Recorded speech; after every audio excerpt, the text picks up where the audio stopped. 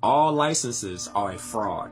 Brace yourself. Let's go. Book reference. The term license is defined in law as, quote, a permit to do something illegal.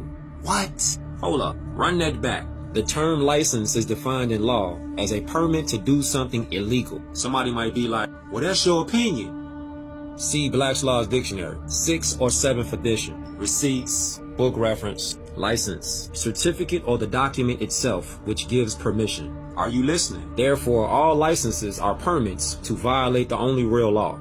Inalienable rights are the rights bestowed by God at birth upon all living men. All other laws are subordinate to God's law.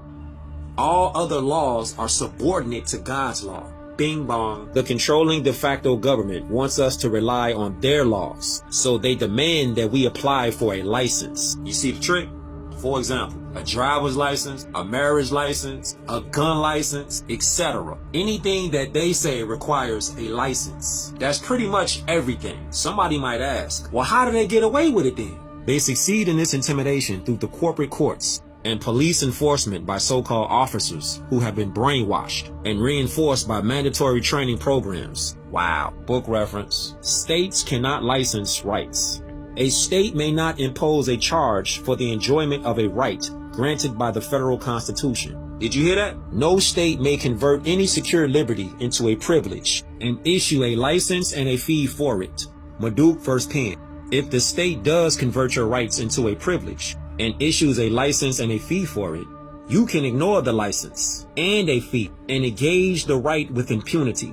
Shuttlesworth vs. Birmingham. Receipts. Remember earlier how I mentioned a marriage license? Check this out. Those who apply for and marry pursuant to a marriage license have added a third party to their marriage contract.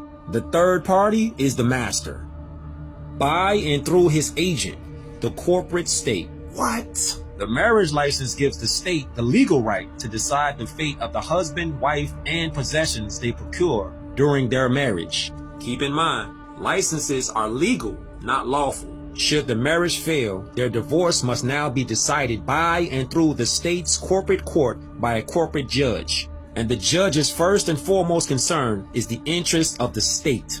You didn't need a license, but since you went and got one, the corporate state became your master and you the slave.